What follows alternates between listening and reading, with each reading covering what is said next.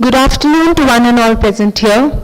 As we reach to the culmination of 2 days of international conference on sustainable growth through digital innovation, we further proceed towards our valedictory session of MRCON 2024. Before beginning with the valedictory, I request Dean, School of Leadership and Management, Dr. Deepti Dabas-Hazarika, and conveners of the conference, Dr. Soma and Dr. Priyanka, to kindly present token of our reverence and gratitude to our guest of honor, Dr. Ravi Kumar Jain, Founding Director, Sparsh Global Business School, for his kind presence in the international conference.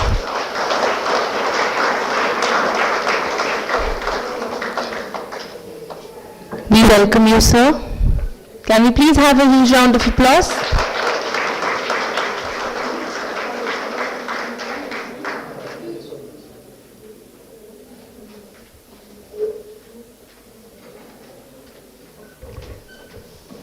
We can please continue clapping.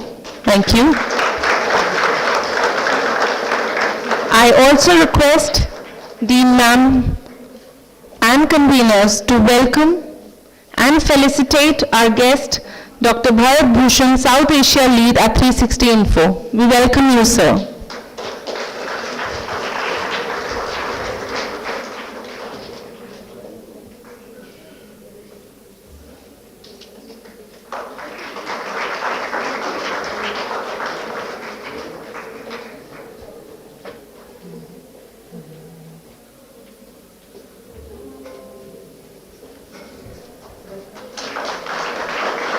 Thank you, sir, for your kind presence in this occasion.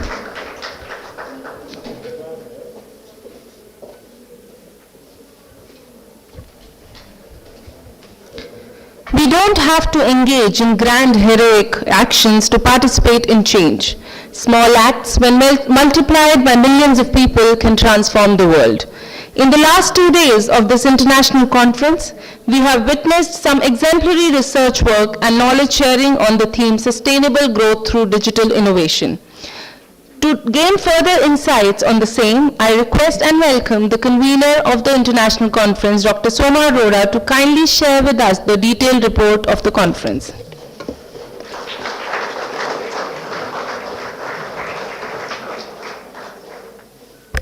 Thank you, Dr. Swati.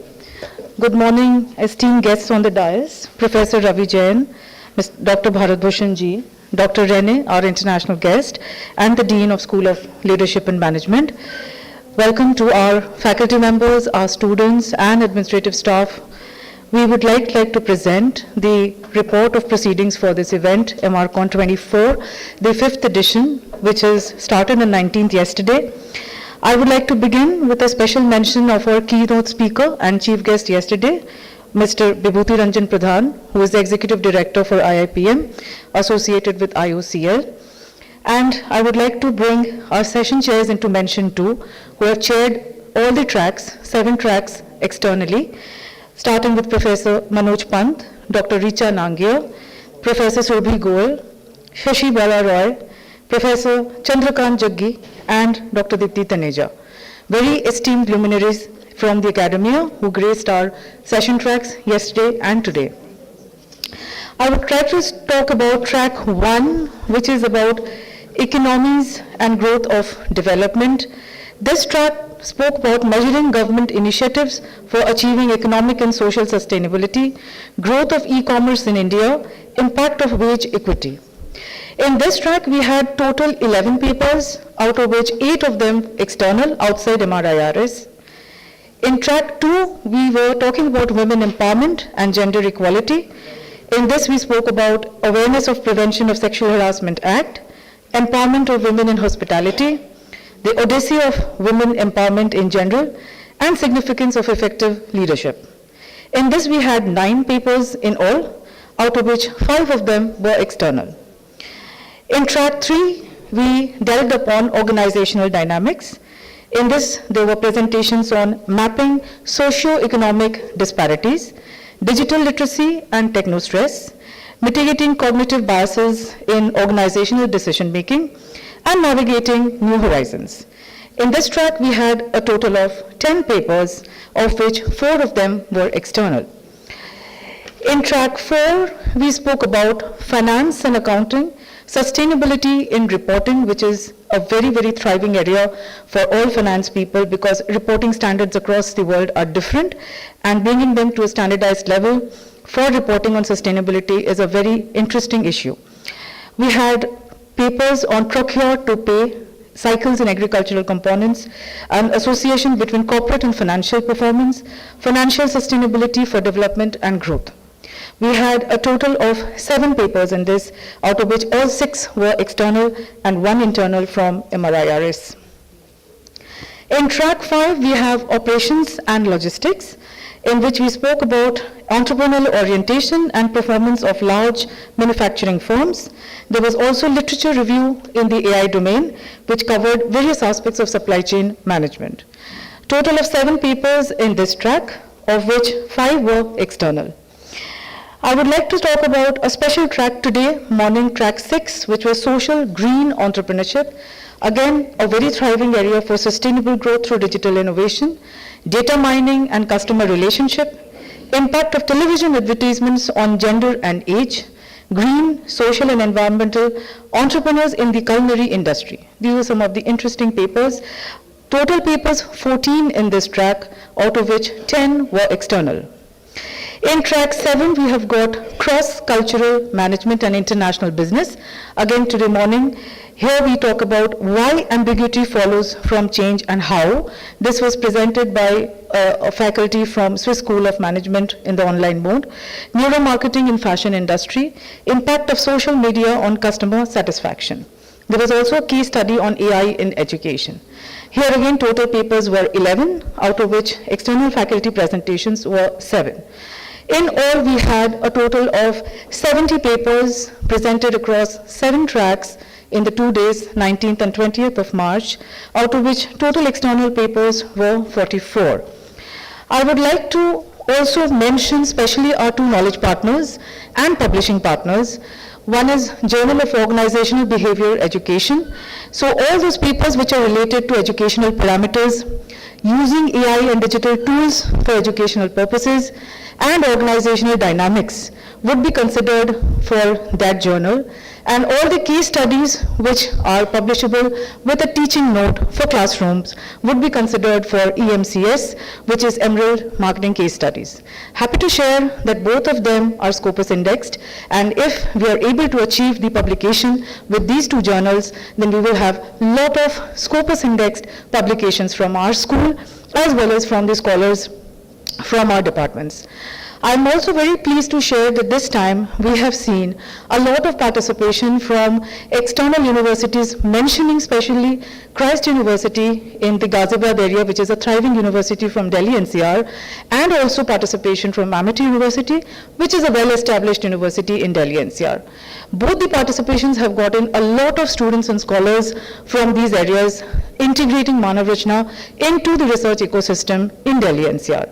So it has been a very, very happening and successful conference for all of us, with our guests who have led this particular sessions very nicely with all the technical reports. I would especially like to also thank our Dean SLM for supporting the entire venture, and we will look forward to the rigorous publications which follow from this particular conference. Thank you so much.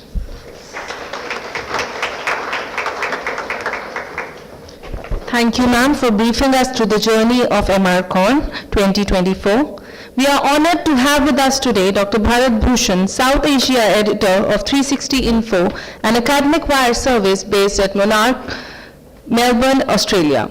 Sir was the founding editor of Mail Today newspaper and has previously been the executive director of Hindustan Times, Telegraph, Express News Service, and many more reputed media agencies. Sir did his PhD from Imperial College, UK, and was also a visiting scholar at Cambridge University. Sir has a magnanimous persona and highly rich experiences. It's my great privilege to call upon Sir for his address on research, publishing, and commissioning. I welcome you, sir.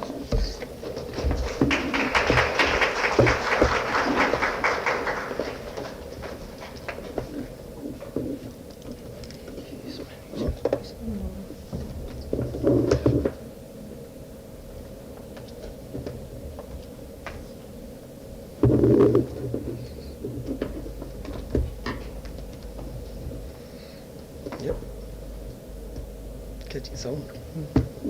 Yeah.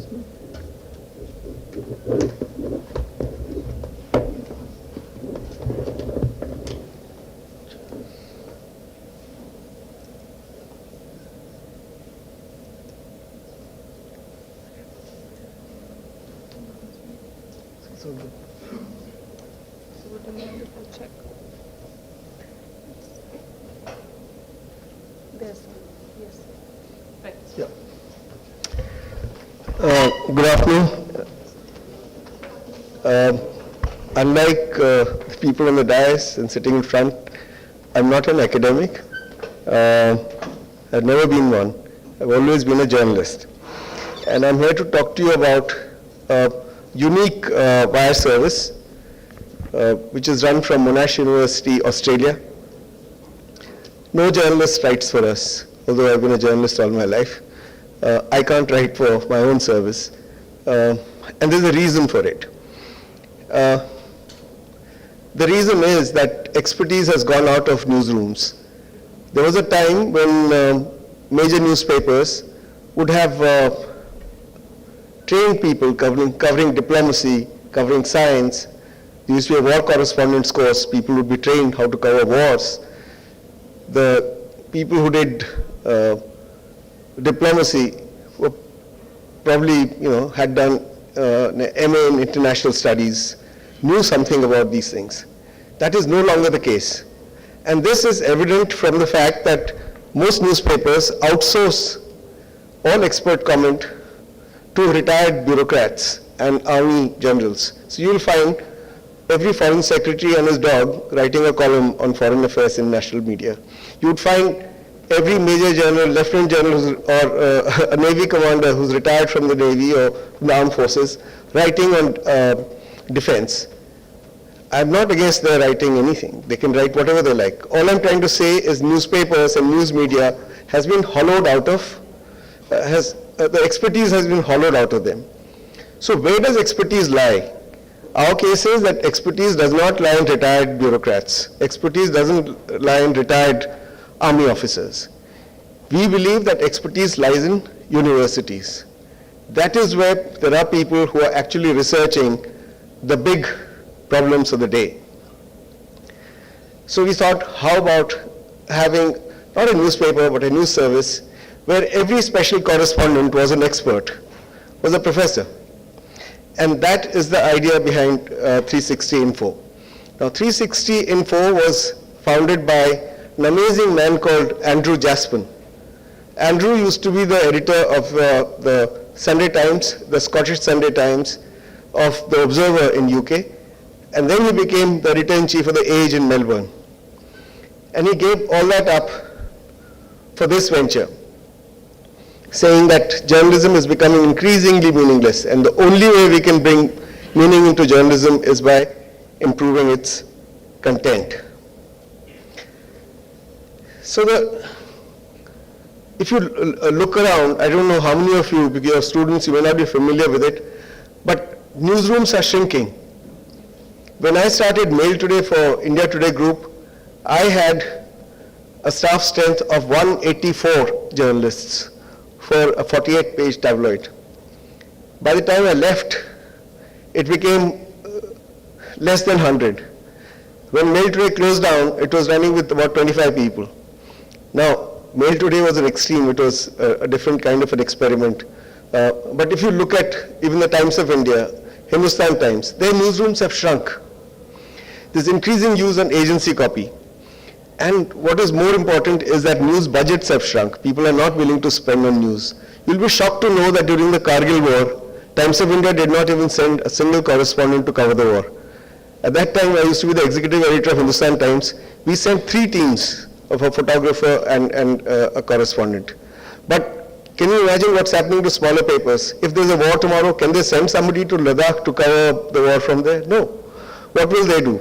They will ask a retired army officer to write about it, because they don't have the money to send people out.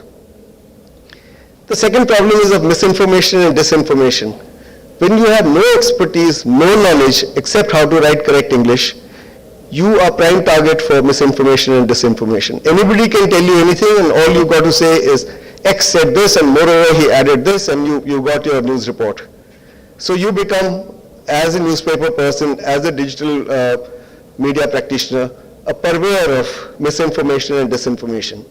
We believe that the only way to counter it is to flood the market with good information, verified information, research-based information. You have fact-checking sites, brilliant ones. Mohammed Zubair has become an iconic fact-checker. But all this fact-checking takes place after the event, after the damage is already done. Then you say, oh, this was wrong. So how about tackling it at the source? So that is one of the reasons why we started 360 Info. The public is switching off from television news, from newspapers. I don't know how many of you read newspapers regularly, hard copy, or even digital. You get your news through social media today. Now, it's convenient, but it's also because newspapers have become all the same. It doesn't matter which newspaper you read. It's the same thing being repackaged everywhere.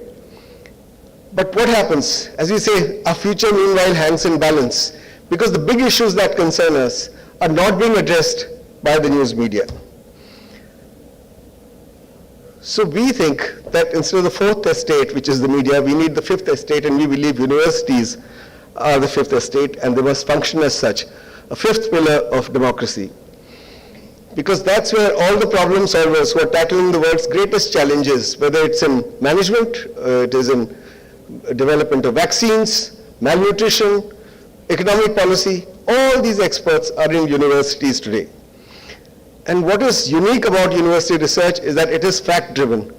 It's not the opinion of an ex-general or an ex-attorney general or an ex-foreign secretary. It's based on facts. You're a PhD researcher, but you're dealing with facts. You're not dealing with opinions. So, and it has peer-reviewed principles of research. Your research gets peer-reviewed. People will say that, look, this experiment doesn't replicate. I'm sorry, it doesn't work. Your referee will say your paper will not get published. And there's strong principles of transparency. Who's funding you? When you've done that research, is the public domain, your peer group will comment on it and say, oh, this is plagiarized, this is incorrect, this doesn't work, etc. So your research, your facts are constantly getting verified, and that's an advantage. None of this is happening in the media. So we said that we will start a news service that will be based in universities, will be entirely written by university researchers, but commissioned by journalists. So we are a group of 20 journalists. We are spread all over the world. I'll tell you where we are based. We commission from academics. We help them write for the stakeholders in the public, because academics don't always know how to write for ordinary folks. So we help them write for ordinary folks and place it in various newspaper and news platforms. We are not fast news. We don't do breaking news at all. Universities are not about breaking news. We are into slow news. Slow, well-considered, verified, evidence-based news. And we are into research-led solutions. We say that there are big problems, big challenges facing humanity today. Those solutions will not come from newsrooms. Those solutions will come from universities. And those solutions will have to be research-led. You see the case of COVID, how quickly the group in Cambridge identified the problem, developed a vaccine, marketed it, not only in the UK, but all over the world. We were manufacturing Covishield in India. Now that is a research-led solution. You take the virus, you do its genome sequencing, and then you decide how we can tackle this virus. Now that also applies to social sciences as well. So we said we will have this kind of a service which will be open access. We are completely free. We do not charge a single penny for the articles that we put in the public domain. We do not pay our academics also a single penny. We tell them this is a public service. This is the role of universities. Universities' role is not only to educate our children, but also give back to society solutions to big problems that society faces. And we are a global network. So as to avoid ideological issues and partisan and divisive issues, we follow SDG goals. So there are 17 SDG goals. Within each goal you can find 100 topics, or maybe 1,000 topics. And there is no controversy about them. So nobody can say, oh, you're biased against this state or this leader or this political tendency.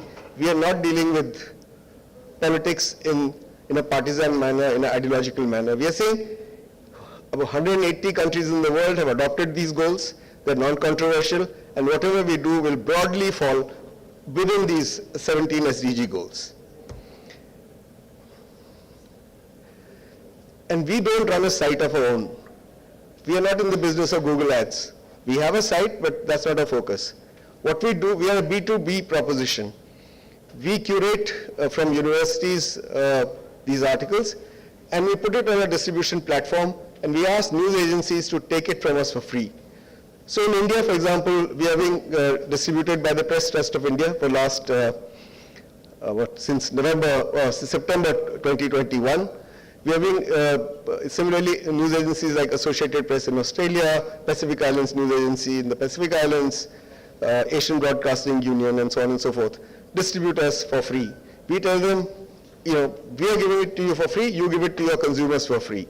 This is the way we think disinformation and misinformation can be tackled, by flooding the news networks with verified and evidence-based news. So you can see these are the people who pick us up, who use us regularly. Economic Times, Times of India, Al Jazeera, Tempo in Indonesia, East Mojo in Northeast, Diplomat in, I think it comes out of the Bangkok or US, Telangana Today, NDTV, Hindustan Times, UN, The Week. So we've taken only I've given you a sampling of largely Asian publications here. But we have 1,500 publishing partners across the globe who use our stuff. I'm not saying they use all our stories or they use regularly, but they use our stories. Okay. I told you we are a global network. So we are based in Australia at Monash University. In Australia itself, we have 2 more universities which support this venture, University of Sydney and University of New South Wales. Now these are the other hubs that are, you can see in India we already have Manav Rachna, OP Jindal Global University, Shiv Nadar, BM Munjal University, Ashoka we are talking to, Terry is our knowledge partner, and there's another knowledge partner called the Calcutta Research Group based in Calcutta.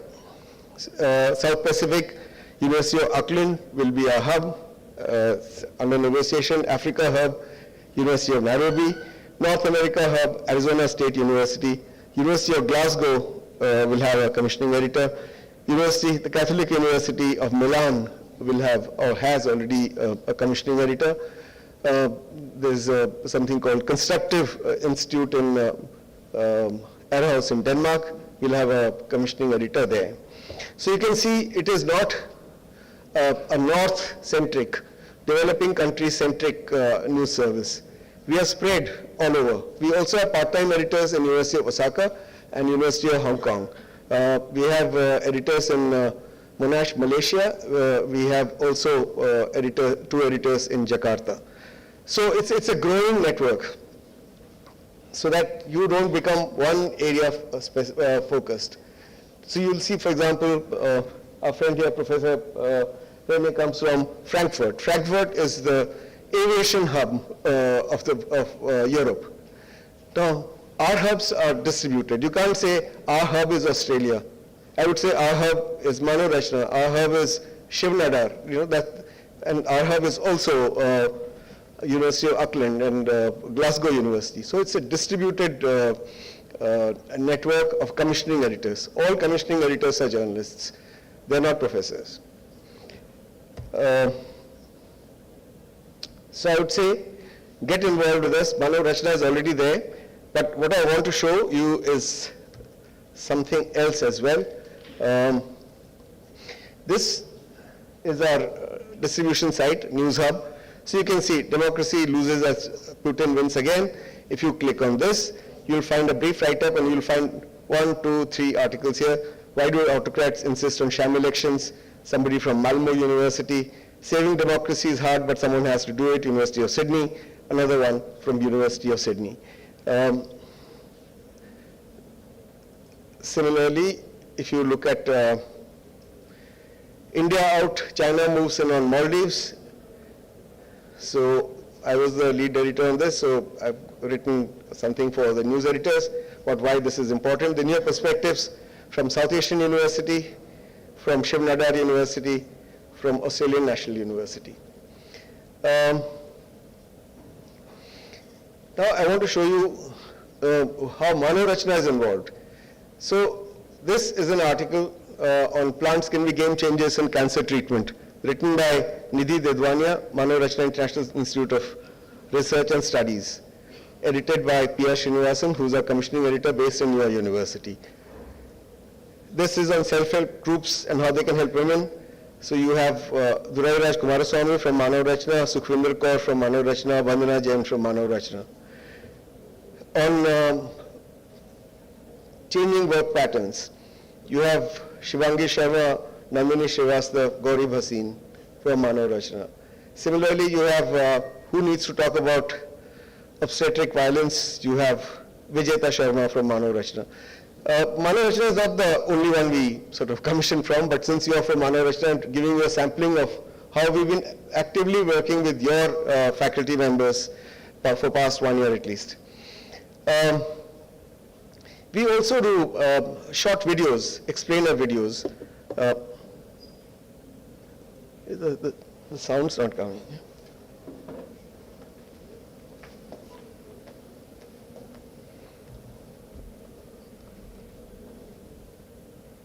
At exactly the same time, looking for sneakers online, ranging from this Donald Trump design pair for $400 You're sneakerheads, right?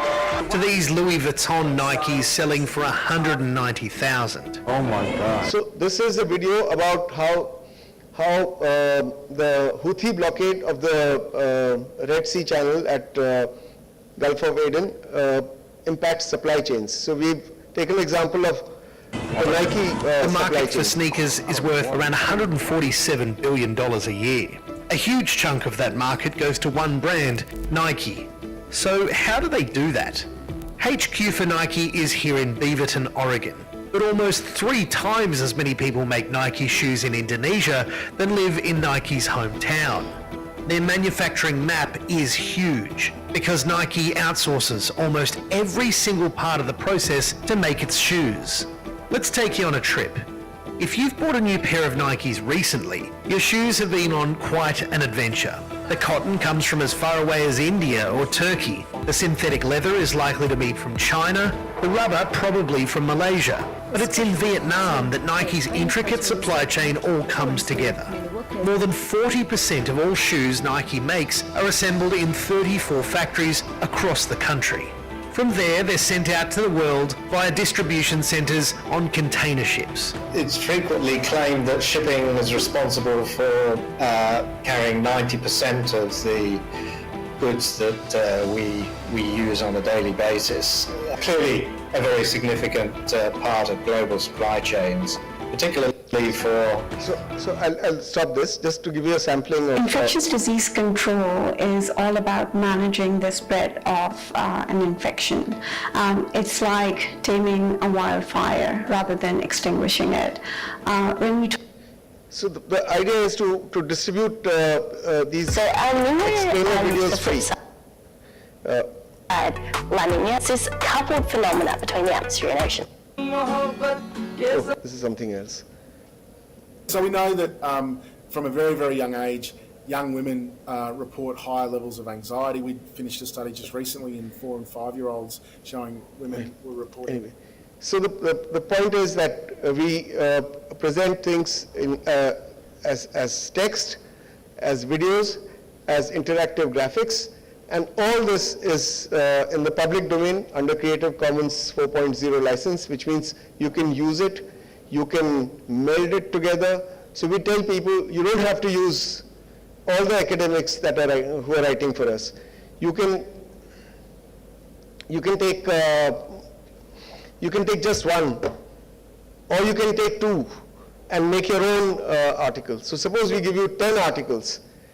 Out of those 10, you can take a para each from all the articles, give credit, and construct your own article and use it wherever you want, free of charge. So this is the way we operate. We, as I said, take sustainable development goals, break them down into issues that are of current concern, because we have to stay close to the news. We commission, commissioning editors commission from universities. The articles come to us. We say, give us 1,000 to 1,200 words. We rewrite them. We ask for references. We embed the references in them. We send it back to the author. The author answers all the queries.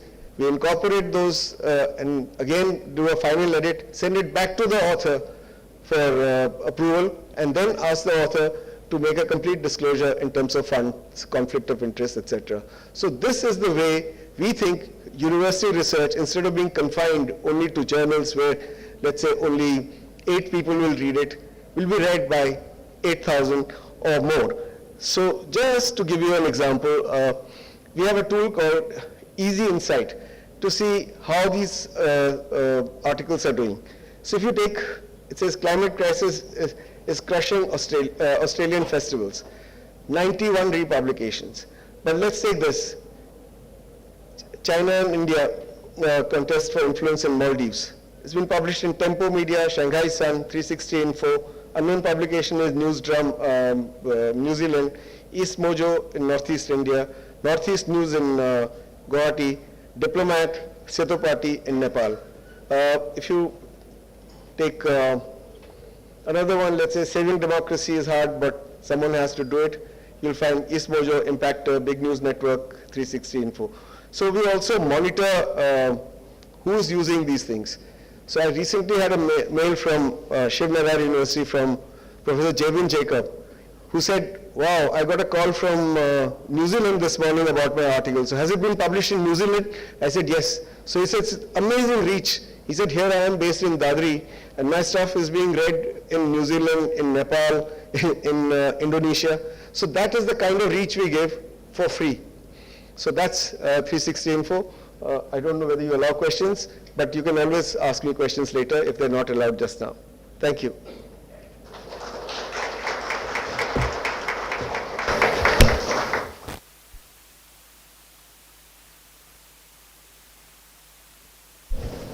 Thank you, sir, for sparing time and enlightening us with your plethora of knowledge.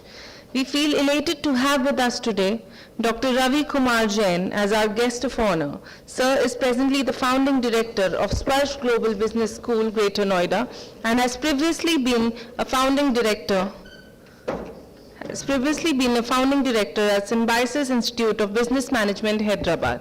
Sir is well renowned for being an entrepreneur by heart and a visionary academician by brain. Sir has been leading and guiding many reputed academic institutions during his tenure, namely IBS, Symbiosis, D.Y. Patil University, and many more. With immense pride, I invite you, sir, for your valedictory address in this August gathering.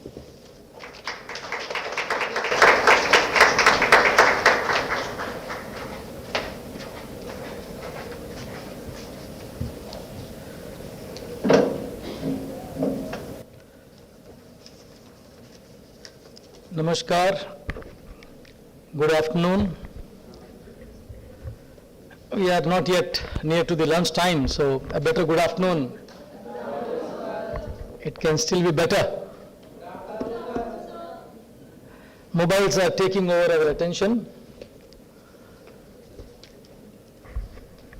Honorable Dean of the School of Leadership and Management, Dr. Deepti Hazarika, the convener of the conference, Dr. Priyanka Singh, Dr. Soma Arora, Professor Rene Roth, all the way from Germany, Bhushanji, friends, and the future of India. A very good afternoon. And first of all, let me congratulate for a fantastic conference, great presentations, online and offline. Manav Rachna has been setting standards for a long time. So when you say Rachna, it's creation. So you're talking about Manav Rachna. So you're creating talent pool, and I fondly want to call it as from India for the world. A global talent pool with global outlook. global aspirations, and global orientation. This conference has a leading theme of sustainability through digital innovation. So before we talk about digital innovation, allow me some time, 20 minutes. We professors have a habit of tuning of 90 minutes, so please remind me when it is 19th minute. Otherwise, we are all tuned to that and we love talking. Professors ka problem hai. Yesterday when I was just trying to prepare a few thoughts as to what do I share, when everything is available, thanks to Bhushanji, initiatives like that, everything is available for free. It's only one click away. And I'm observing in most of the forums, 90% of the people, 90% of the time, they're immersed in their mobile. So that makes the job of a speaker also easy to get away with something, blabbering something, because nobody is attentive. Point me if I make a mistake, and I'll check. I'll be deliberately making something and see how attentive you are. The whole idea of sustainability has been discussed for the last 50 years. In fact, professors, researchers have been talking about it since 1972. In the green room, I was just sharing with the colleagues here. There was a book written by, it was published by MIT Press way back in 1972 on limitless growth. And the major theme or the observation that book made was, can we really pursue unimpeded growth in this finite world? And in fact, they warned, if we go with this speed of 1972, of exploiting Mother Earth, its resources, in 100 years, we will be, or this unimpeded growth mindset will be colliding with the harsh realities of finite Earth. 40 years after that, another professor wrote another book which says Collision Course. This is a warning then. 2016. He said, is infinite growth possible in a finite world? In fact, he went on, it is again from MIT Press by Karen Hicks. He says it is impossible to achieve endless growth in a finite world, and we better take stock of things now. And he gave, a lot of examples at how the world or the earth is getting depleted and how we are exhausting our resources. 72 and 2016. In both the occasions, the professors who did this study and came out with a fantastic book, publication and all that, they were all well appreciated. Just appreciated. Have the corporate adopted to that? The answer is still no. In fact, again, Professor Rene was talking about his study on sustainability and lack of standards 20-25 years ago when he was pursuing his thesis. He discovered that lack of standards is impeding the whole adoption process. So in the last 25 years, a plethora of standards have come up. ISO, back home at BIS, but have the implementation being made effectively? Greenwashing, window dressing are all, are very apparent rather. What's the problem? Again, it's a huge topic to delve into, but let me give you one more book, which is a 2024 release by a Japanese philosopher, young guy of 37 years old, and his book was very, very amazing and impactful, rather startling. He says, slow down. And slow down, again as a strong warning signal, he says, the degrowth manifesto. We have to slow down in the way we are exploiting the natural resources endowed to us. If we don't slow down, or if we don't pursue the agenda of degrowth, then we are doomed. I don't know how well his advice will be taken. Yes, his book is appreciated, it's a bestseller, amazing work. Let me also quote one more agency which is relentlessly working for the last almost 15 years. The first observation came in 2009. It is Stockholm Resilience Center. They released a report on 6 major contours of what constitutes to be Earth, or the factors that ensures Earth's stability and resilience. In 2009, they said out of 6 parameters, 4 we have already exhausted our limit. So we are operating on a overdrive. In banking terms they call it folks, it is overdraft. So we have drawn more than what we are entitled to.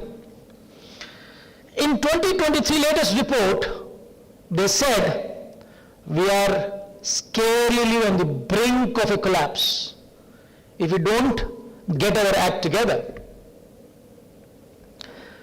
One of these factors, is climate change the only thing? No. When you say sustainability, is it only climate change? What are the things? Quickly, let's say 10-15 seconds, can you Google and say what are the major factors? Use your mobiles, anyway you are using it. Quickly, 10 seconds.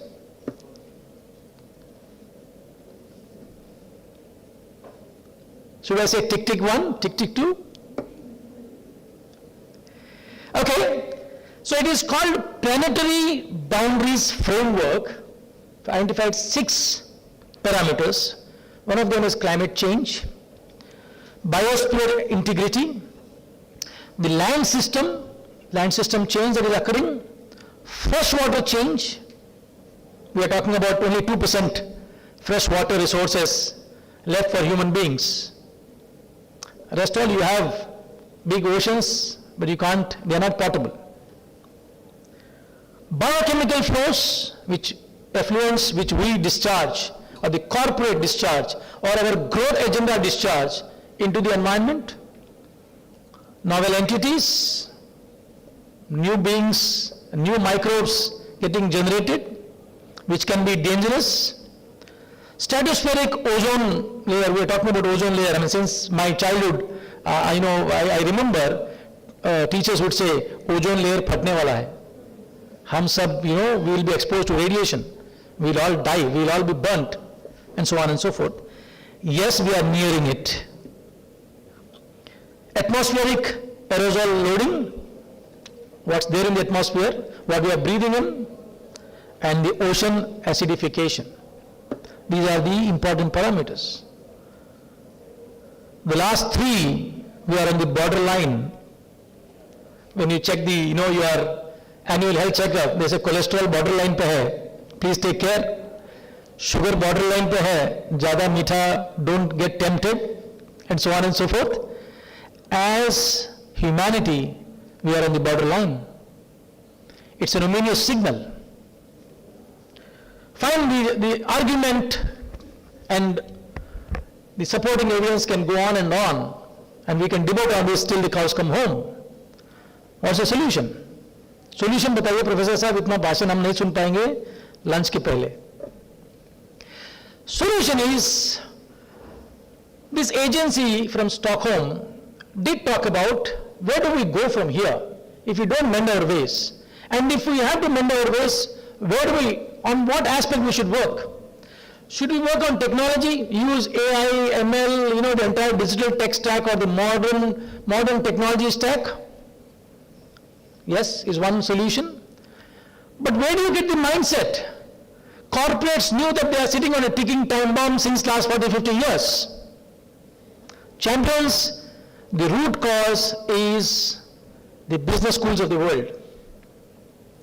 We have in the last 120 years created ruthless competitors, growth at any cost. That has been the philosophy. Unimpeded, unbridled exploitation, unimpeded growth. The problem statement is there. So where the solution can come from? Any guess? From? Yes, Professor. From the B schools. The B schools should start propagating the idea of, let me quote one more book, interestingly by an Indian from Harvard Business School, Raj Sisodia. He came up with an interesting idea, or he borrowed it from the Vedic literature of business as a welfare entity, business which ensures human welfare, social welfare. The whole idea of social ownership. The book is called Conscious Capitalism. A decade-old book, I think I must have read it in 2014-15. It has changed my way of looking at things. The root cause is not corporate. Corporate is built by all the folks that business school is pumping in. They are the decision makers. Unless you sensitize them about this environment and what their decisions are contributing to the damage that we are inflicting to the Mother Earth, the transformation will never happen, the change will never happen. Let me give you a quick example here.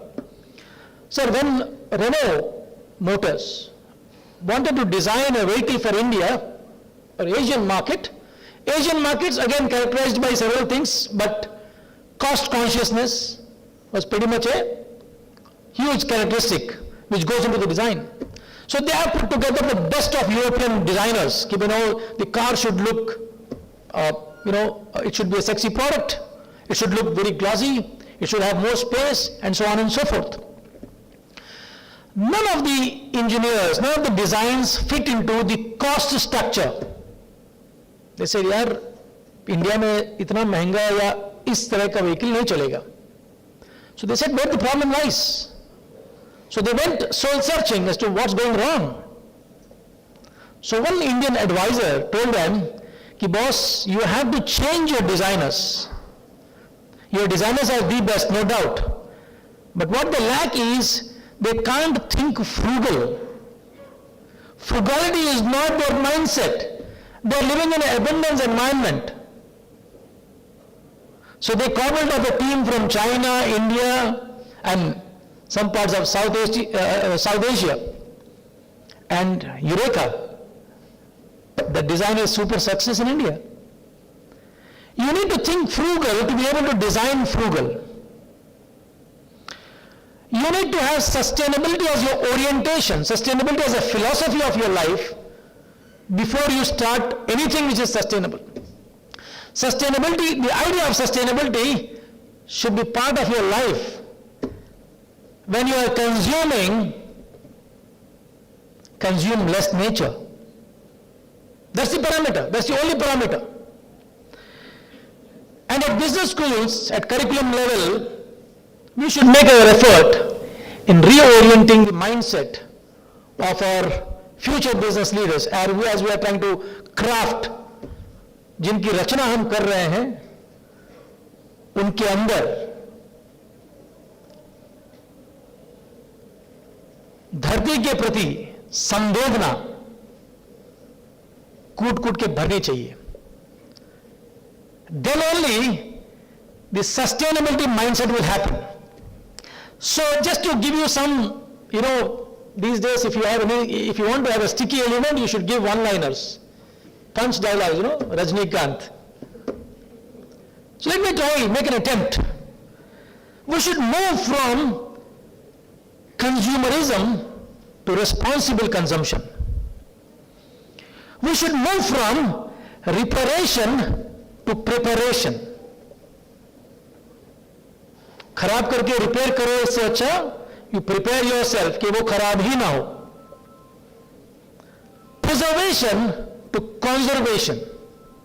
बचा के रखो नहीं, बना के रखो. Less, consume less. Unbridled exploitation of social resources and natural resources to social ownership. Ruthless competition to reasonable cooperation. I mean, these days a very fancy term in management jargon is co-optation. No? We talk about and we keep giving. I'm sure marketing professors or professors of strategy would be giving example of how Apple and Samsung operate. They compete at one level and they cooperate at the other.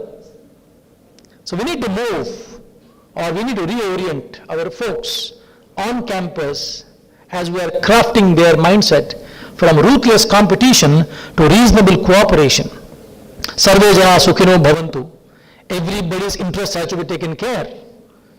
And finally, from growth mindset to welfare mindset, or mindset for well-being. You can't have sustainable growth in an unsustainable environment. You're only killing yourself. Growth has been sold as the only mantra for your survival. They say if you grow, then you'll be able to address all the challenges of the world, poverty, debt, and so on and so forth. Hey, caution, there is a caution, slow down.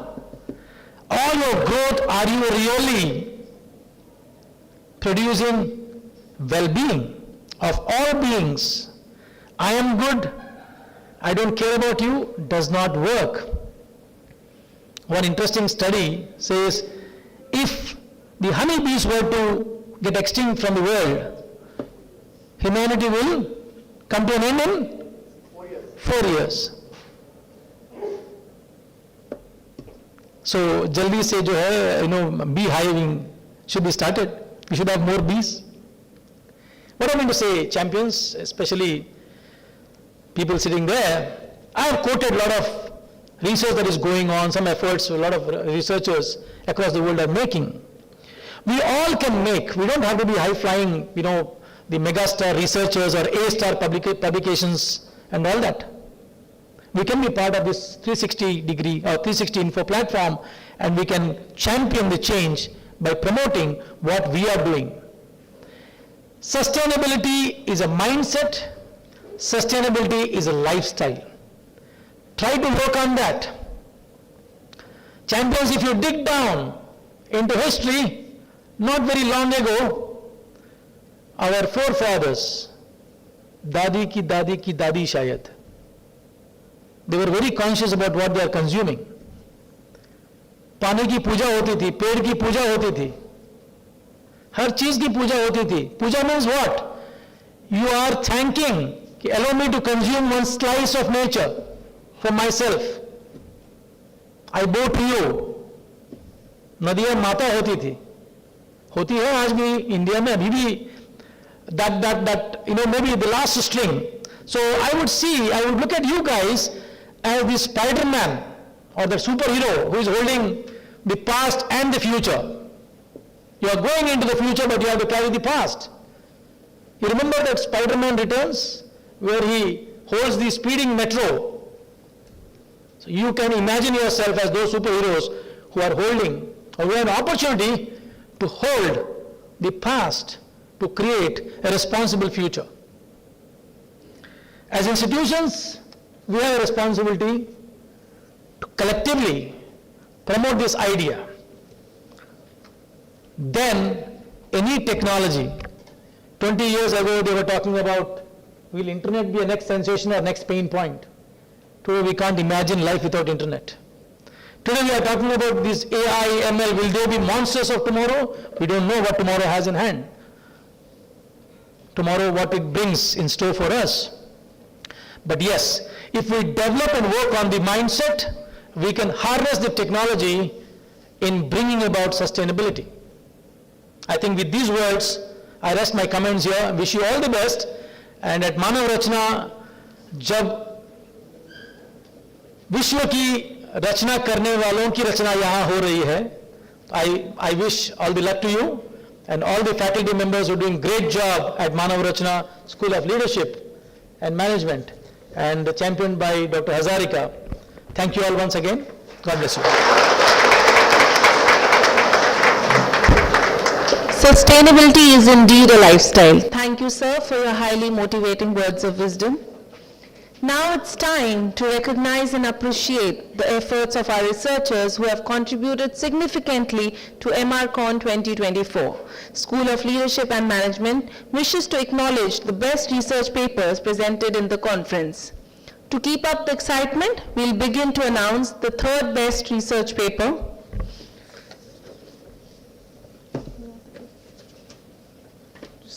Just a second. The excitement might go on. I've just lost the paper. Just a second.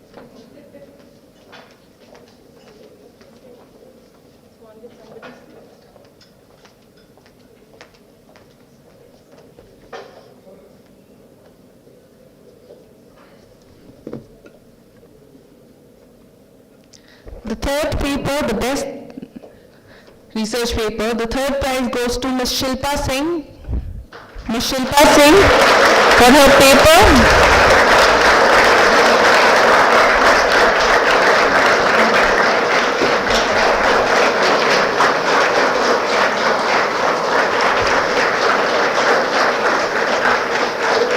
Ms. Shilpa Singh is proudly a faculty with School of Leadership and Management, and her research paper titled Exploring the Dynamics of Online Reviews.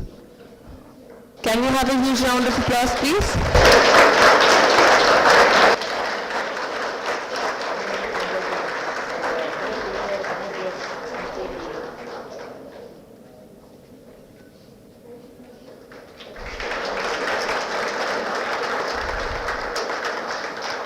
For the second best research paper, I call upon Ms. Namita for her paper, An Association Between Entrepreneurial Education and Subjective Norms. Is she around? It was an online presentation. Can we have a huge round of applause? Yeah, I would request Dr. Amandeep Dhalewal to please collect the certificate on her behalf. She is her scholar. Can we have a huge round of applause?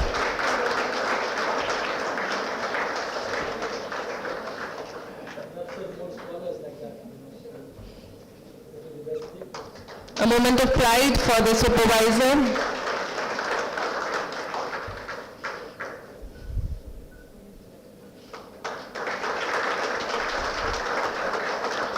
And time to announce the Best Research Paper Award. And the awardee is Kashish Pandey. Kashish Pandey for her exceptional scholarly work titled The Odyssey of Women Empowerment Through Sports Performance. Quite an interesting title. Can we have a huge round of applause?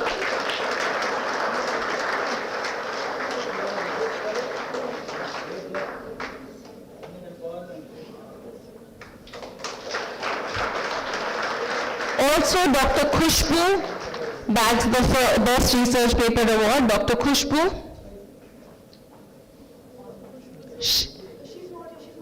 Okay, all right. You can take on her behalf. So we have a supervisor taking for the scholar and also a scholar taking for supervisor. Can we have a huge round of applause? The best alignment out here.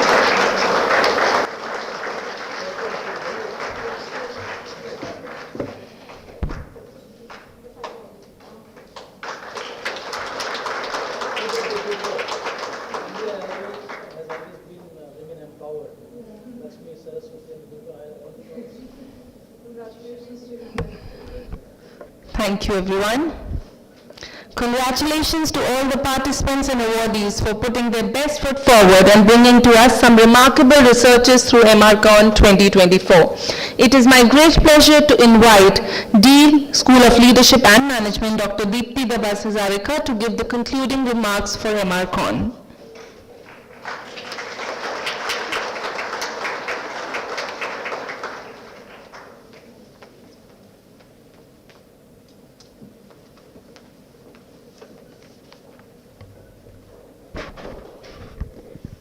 Very good afternoon, everybody. So when Dr. Jain started his address, so you were far away from lunchtime. I'm quite closer to lunchtime, so my job is slightly tougher now. So guest of honor for the valedictory session today, Dr. Ravi Kumar Jain. Mr. Bharat Bhushan, Dr. Bharat Bhushan from 360 Info. Dr. Rene Ruth. Conveners of MRCON 2024, Dr. Soma Arora and Dr. Priyanka Singh. Dignitaries, participants, and my very, very dear team of the School of Leadership and Management, the faculty and the admin. I'm so proud of you as I stand here today. I will take the liberty of changing the nomenclature of this section of the conference, of the address. I think instead of concluding remarks, it should be called either congratulatory remarks or possibly it should be called new beginnings. So I think in the next edition of MRCON, we'll try and make some kind of a change there and bring in these two or better ideas as we move ahead. What we have seen over the last 2 days and what fills me with pride and utmost satisfaction is that what comes across as a stage-managed show is actually knitting so many swatches together. What we see on the stage, what we see in the hospitality, what we see in the technical sessions, what goes on live on YouTube, everything is wired deep within, and it's called commitment. And that's exactly what I'm proud of at the School of Leadership and Management. Everything is tangible, what we can see on the face of it when we attend this annual international conference of ours. But what runs deep within is the thought and the planning. So I would request everybody to please give a big round of applause to this team at the School of Leadership and Management for having put this together. I go back to yesterday's inaugural address where Executive Director of Indian Oil Institute of Petroleum Management, Mr. Vibhuti Ranjan Pradhan was with us. And Sir's address steered us towards something which is very pivotal, very important, but hardly do we think of that, which is personal sustainability. He gave us this term yesterday, personal sustainability. And I think as I speak to the audience here today, I'm taking it a step further, school sustainability. So when I talk about SLM today, we are looking at how we've been adding value to each of our platforms. We are at the culmination of the 5th edition of MRCON. We made humble beginnings in 2020, and part of the congratulatory remarks or the new beginnings here, I would just like to share that every time we added small components to MRCON, it felt like we are adding value. For example, past conveners will agree with me, and they'll also recall times that when we talk about international partnership for MRCON, we made a humble beginning when Dr. Aman and Dr. Bhavesh were conveners with University of MRIIRS, Slovenia coming in. Today we have International Management College and Dr. Rene Ruth is right here. Thank you so much, Dr. Rene. That's the international partnership. It used to seem like something which we cannot do. Partnerships or collaborations, or what we better call tie-ups for publication, that also seemed very difficult, but our first tie-up was struck by Dr. Ridhi, and today we are on that track that we have tie-ups. Sponsorships used to look very difficult, and 2020, the very first edition, we had a very, very humble sponsorship, but as we went ahead, we had more sponsorship coming in, and this year NTPC is one of our partners. So I think that's another component of value that we added to MRCON. We started in complete offline mode, but we were very fortunate. We did the first edition in 2020 February. We just steered clear of COVID. So there in 2021, we had to do the second edition completely online, and then we went towards hybrid mode. So that was also some kind of a value addition. Live streaming came in, which is happening even today for this session as I speak. So a number of value addition components kept taking place. MRCON as a platform it kept getting enhanced, and it only happened because each member and all sets of conveners, they brought in something new to the table, and as we discussed, we discovered that there's more to do, and that as a school we'll be able to do it. So I think that's the sense of satisfaction which is there. But every time we close a particular program, we feel that the benchmarks have been set much higher, and this is because the confidence which our management and our Honorable Vice Chancellor keeps giving to us, that you must do this. Every time he tells us to do something, it seems like, okay, how will we do this? Literally, that's the sentiment which comes by. But then we try and kind of reach 80% of what the expectation is. So I was thinking to myself, what is it that is new for MRCON 2024? Is it going to end like a regular conference every year? This is the 5th edition. There is international tie-up, there is sponsorship, there are delegates who've come from outside the country, the best paper awards are there, there's a tie-up for publication also, so what's new? So I thought, let's add to this year the component of handing over to a team worthy of conducting MRCON 2025. And it's my proud privilege, also nostalgic, I'm a little emotional. That's how dear the platform is to us. I will request Dr. Bhavesh Joshi, Director of SLM UG, and Dr. Amandeep Dhalewal, HOD SLM PG, to please join us on stage as we hand over the baton for MRCON 2025 to Dr. Farhat Mohsin and Dr. Narinder Tanwar. Please come on stage.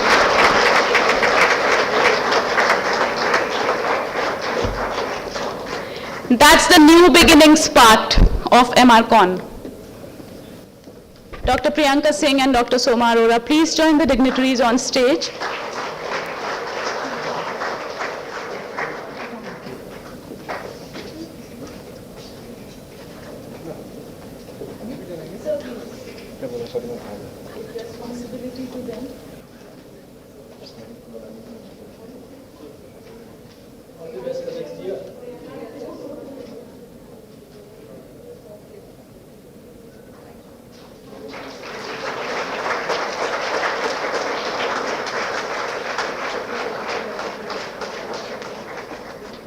Seizing the new beginnings with a good picture.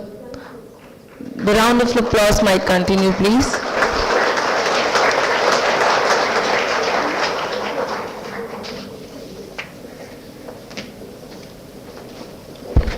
So looking forward, team of Dr. Farhat Mohsin and Dr. Narinder, that we'll continue to add value and we'll see something more exciting and interesting as we go ahead.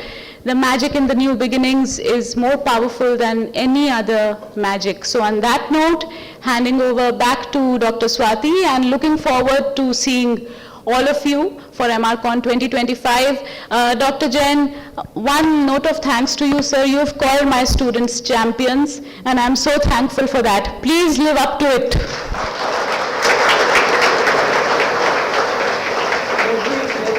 Let me extend that and coin it. We call them as champions of change. Champions of change. You hold a lot of responsibility now. Thank you, ma'am, for your concluding yet magical remarks. I now invite and welcome Dr. Priyanka Singh, convener of MRCON, to propose vote of thanks.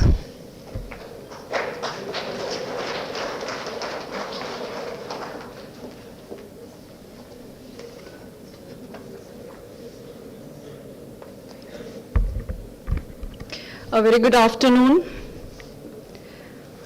So we reaches the culmination of this 2 days conference, and at this point it is my humble privilege and duty to acknowledge the contribution of each and every one for the success of this conference. I begin with expressing our deep gratitude for the faith posed in us by our senior management, Chief Patron Ma'am Dr. Satya Bhalla, President MRII Dr. Prashant Bhalla, Vice President MRII Dr. Amit Bhalla. We are truly thankful for the continuous support provided by our senior management to continue this journey towards sustainability and research. I must express our deep sense of gratitude to our central force of inspiration, our Honorable Vice Chancellor, Dr. Sanjay Srivastava Sir, for the unconditional support to us. We are thankful to Professor Rene Roth for partnering with us for this conference. Sir, we are truly delighted to partner with International Management College, Frankfurt, Germany. We are truly grateful to our guest of honor today, Dr. Ravi Kumar Jain, Founding Director, Sparsh Global Business School, who spared time and delivered this memorable valedictory address. I express my deep gratitude to our esteemed guest, Mr. Bharat Bhushan, from South Asia Lead 360 Info for delivering the keynote address on research, publishing, and commissioning. Our sincere thanks to the Central Administration team, the Marketing and Outreach team, Center for Doctoral Program, and Accounts Department for their support as and when required. We are truly grateful to Dean SLM, Dr. Deepti Dabas, for guiding and supporting at each step and being an inspiring force behind this conference. We are also thankful to the heads of both the departments, Dr. Bhavesh and Dr. Amandeep, for supporting us. I would also like to thank the administrative team of School of Leadership Management, Mr. Manoj Jha, Ms. Meenakshi, and Ms. Manisha. Yes. I would like to take this opportunity to place on record our hearty thanks to each and every member of School of Leadership and Management. For me, it would not be possible to take all the names from this platform, but I wish to pass on the deep sense of gratitude to each one of you. Thank you. And last but not the least, thanks to all the participants and students for being part of this conference. Without you, it would not have been possible. Once again, yes, please. You deserve, yes.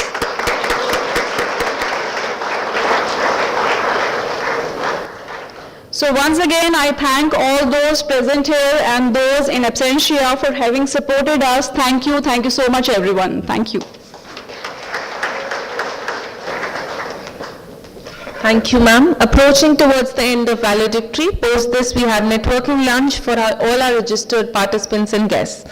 Everyone is now requested to please rise for the national anthem.